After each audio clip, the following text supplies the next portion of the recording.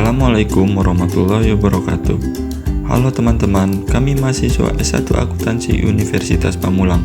Di sini kami akan menjelaskan materi sistem informasi akuntansi tentang flowchart siklus pendapatan.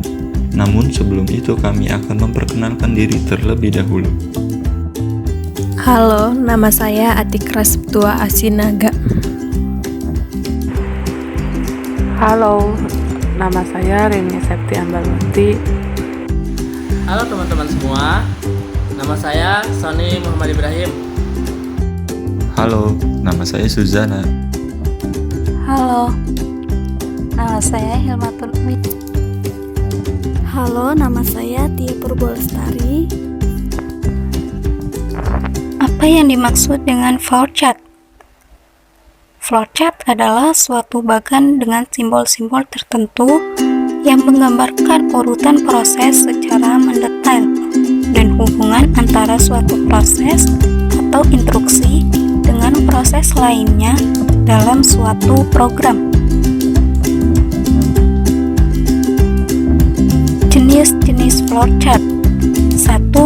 Flowchart system merupakan bagan yang menunjukkan alur kerja atau apa yang sedang dikerjakan di dalam sistem secara keseluruhan dan menjelaskan urutan dari prosedur-prosedur yang ada di dalam sistem. 2. Flowchart dokumen merupakan bagan alir yang menunjukkan arus dari laporan dan formulir termasuk tembusan-tembusannya. Bagan alir dokumen ini menggunakan simbol-simbol yang sama dengan yang digunakan di dalam bagan alir sistem. 3. Flowchart skematik merupakan bagan alir yang mirip dengan bagan alir sistem, yaitu untuk menggambarkan prosedur di dalam sistem. Perbedaannya adalah bagan alir skematik selain menggunakan simbol-simbol bagan alir sistem, juga menggunakan gambar-gambar komputer dan peralatan lainnya yang digunakan. 4. Flowchart program merupakan bagan yang menjelaskan secara rinci langkah-langkah dari proses program. Bagan alir program dibuat dari verifikasi bagan alir sistem. 5. Flowchart proses merupakan teknik penggambaran rekayasa industrial yang memecah dan menganalisis langkah-langkah selanjutnya dalam suatu prosedur atau sistem.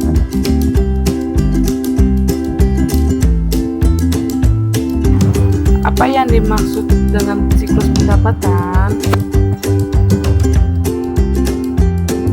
Siklus pendapatan atau revenue cycle adalah serangkaian aktivitas bisnis dan kegiatan pemrosesan informasi terkait yang terus berlangsung dengan menyediakan barang dan jasa kepada pelanggan dan menagih kas sebagai pembayaran dari penjualan-penjualan tersebut. Siklus pendapatan merupakan prosedur pendapatan dimulai dari bagian penjualan, otorisasi kredit, pengambilan barang, penerimaan barang, penagihan, sampai dengan penerimaan kas.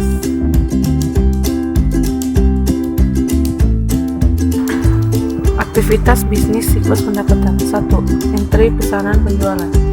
Siklus pendapatan dimulai dengan menerima pesanan dari pelanggan.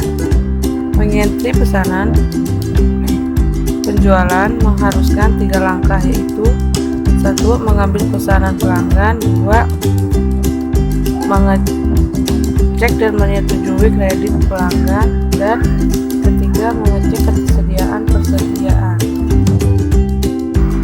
2. Pengiriman.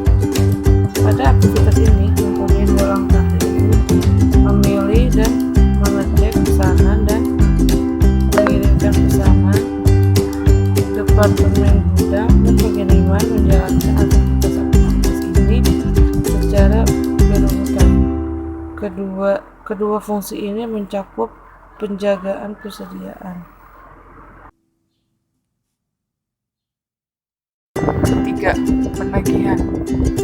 aktivitas dasar ketiga dalam siklus pendapatan melibatkan penagihan para pelanggan dan menunjukkan bahwa aktivitas ini melibatkan dua tugas terpisah, tetapi terkait erat dengan menagihkan dan memperbarui piutang yang dijalankan oleh dua unit terpisah dalam Departemen Akuntansi.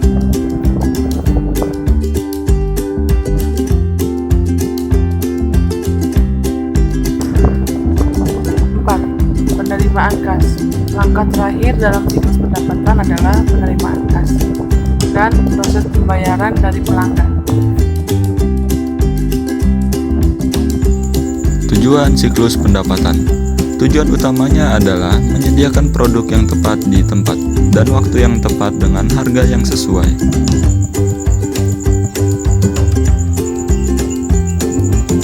Adapun tujuan lainnya, yaitu 1. Semua transaksi diotorisasikan dengan benar. Yang kedua, semua transaksi dicatat valid atau benar-benar terjadi. Yang ketiga, semua transaksi yang valid dan disahkan telah dicatat. Yang keempat, semua transaksi dicatat dengan akurat. Yang kelima, aset dijaga dari kehilangan ataupun pencurian. Dan yang keenam, aktivitas bisnis dilaksanakan secara efisien dan efektif.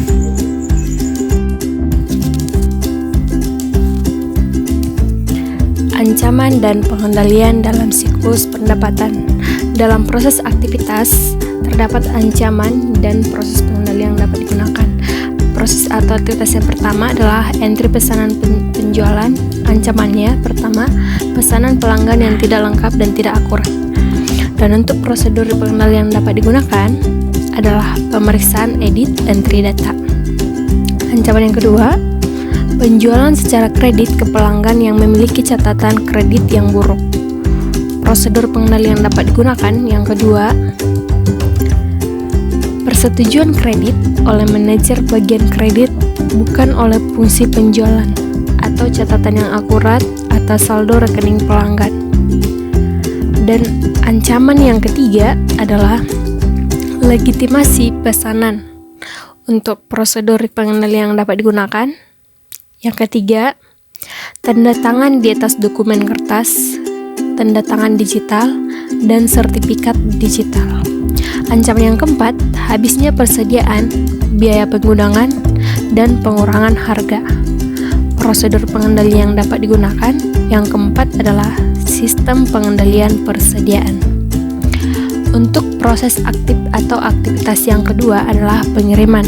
Ancamannya, pertama, kesalahan pengiriman, barang dagang, jumlah barang, dan alamat yang salah.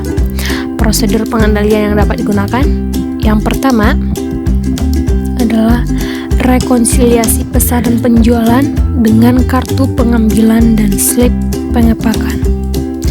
Untuk ancaman yang kedua, pencurian persediaan. Dan prosedur pengendalian yang dapat digunakan yang kedua adalah batasi akses fisik ke persediaan. Dalam proses atau aktivitas yang ketiga adalah penagihan dan piutang usaha. Ancamannya yang pertama, kegagalan dalam menagih pelanggan. Dan prosedur pengendalian yang dapat digunakan yang pertama, pemisahan fungsi pengiriman dan penagihan. Ancaman yang kedua, kesalahan dalam penagihan.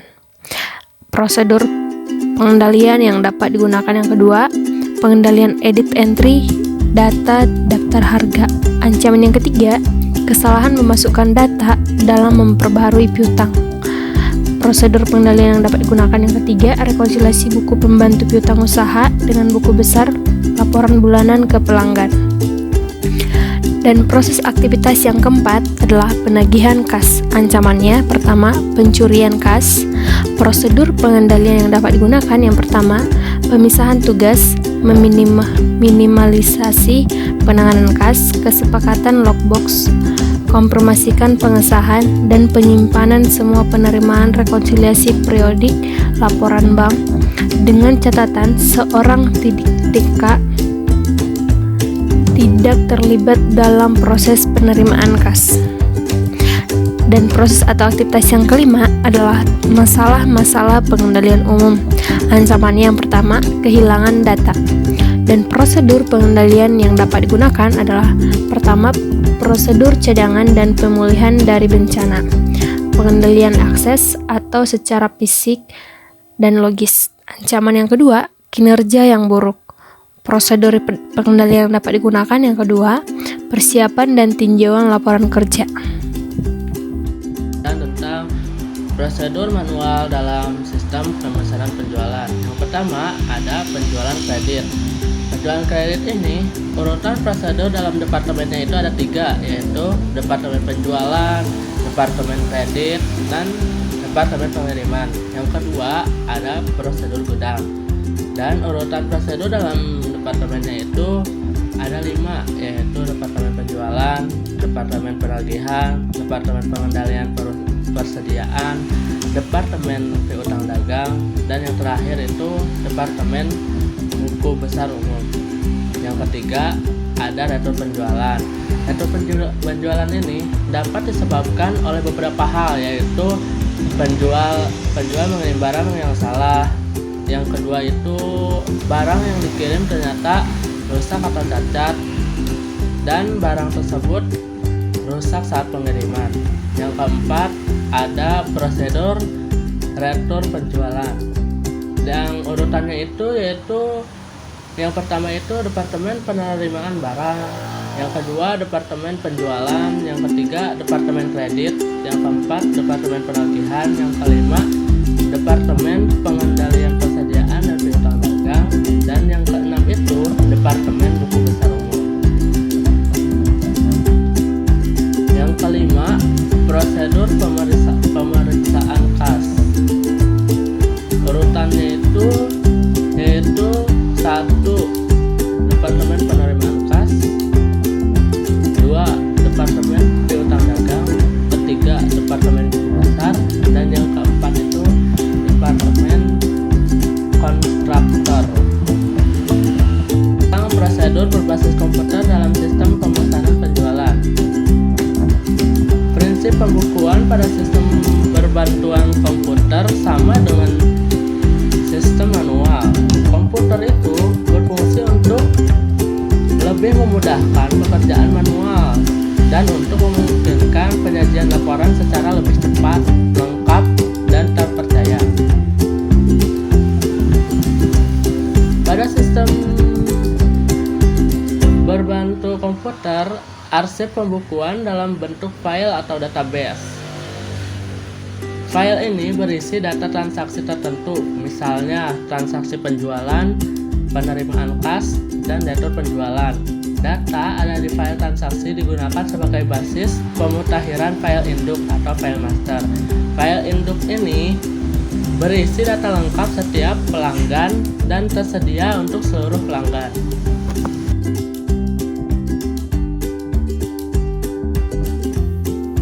Contoh flowchart siklus pendapatan.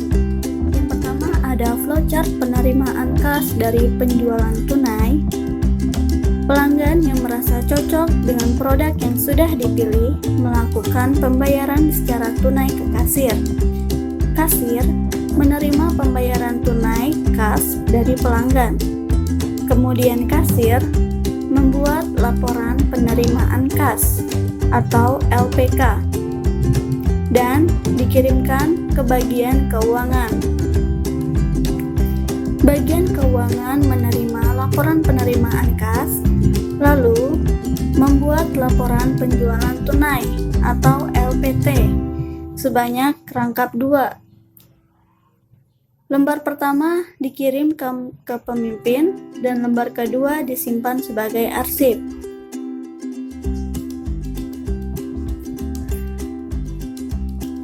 Langkah terakhir yaitu pemimpin menerima laporan penjualan tunai tersebut.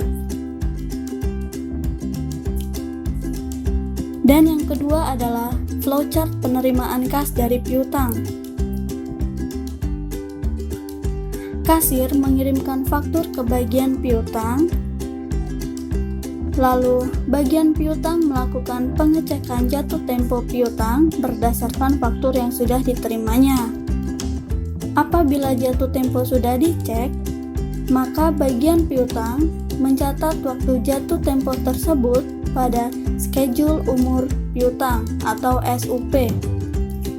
Berdasarkan SUP tersebut, bagian piutang membuat surat tagihan piutang atau STP dan STP dikirimkan ke pelanggan. Pelanggan menerima STP tersebut dan melakukan pembayaran pada saat jatuh tempo. Pembayaran dikirimkan ke bagian piutang.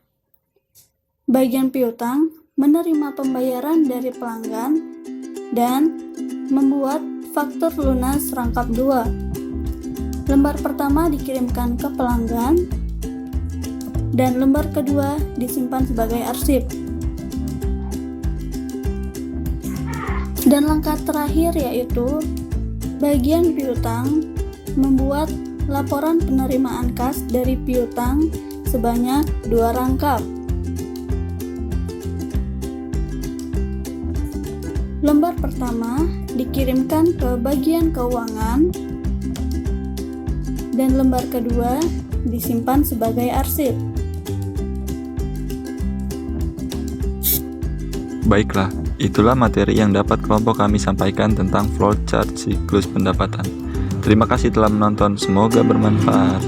Wassalamualaikum warahmatullahi wabarakatuh.